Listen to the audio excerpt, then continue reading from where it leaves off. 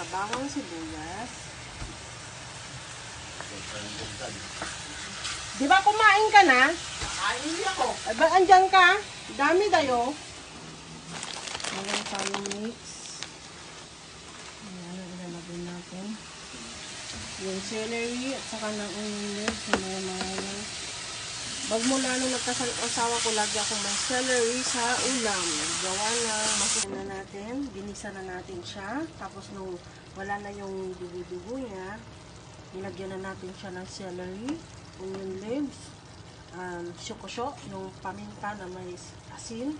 Tapos ito, pasas, tomato sauce, tomato paste, at saka ng oyster sauce.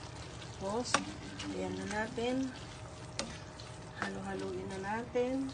Tapos, ito yung mix. Pwede na natin ilagay.